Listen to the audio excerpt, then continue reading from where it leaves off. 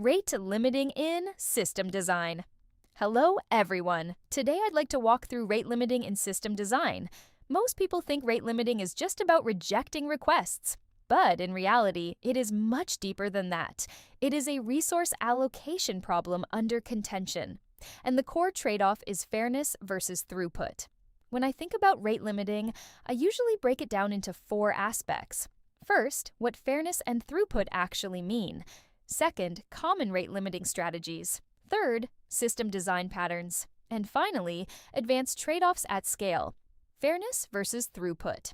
Let's start with fairness.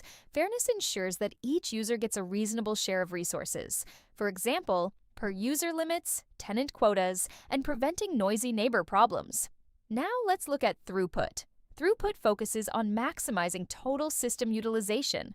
For example, allowing requests as long as capacity exists and avoiding idle resources. Here is the key trade-off. Strict fairness leads to lower utilization. Maximizing throughput risks starvation. So the key idea is rate limiting is a balance between fairness and efficiency. Common strategies. Let's start with global rate limiting. All clients share the same quota. This maximizes throughput because no capacity is wasted, but one heavy user can consume everything. So the key idea is global limits are efficient but not fair. Next is per user rate limiting. Each user gets a fixed quota. This ensures fairness and isolation, but may leave capacity unused when traffic is uneven. So the key idea is per user limits improve fairness but reduce utilization. We can also use weighted rate limiting. For example, premium users get higher limits and free users get lower limits. So the key idea is rate limiting can align with business priorities. System design patterns. Let's look at system design patterns. First, centralized rate limiting, often implemented with Redis. This provides strong consistency but adds latency and can become a bottleneck. Next, distributed rate limiting. Each node enforces limits locally.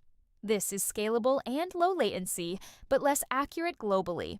In practice, we use a hybrid approach with local enforcement and periodic global coordination. So the key idea is we trade perfect accuracy for scalability. Advanced trade-offs. Fairness versus latency. Strict fairness requires coordination, which increases latency. Fairness versus availability. Centralized systems may block requests if the limiter fails. Throughput versus protection.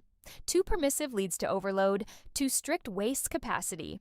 In multi-tenant systems, this becomes even more complex. The key insight is rate limiting becomes a distributed scheduling problem. Summary to summarize. Fairness ensures isolation. Throughput ensures efficiency. Global limits maximize utilization. Per user limits ensure fairness. In real systems, we combine multiple approaches. Closing insight to conclude. Rate limiting is not just about blocking requests. It is about deciding how to allocate limited resources across competing users. And at scale, it becomes a distributed scheduling system. That is the real challenge. Thank you.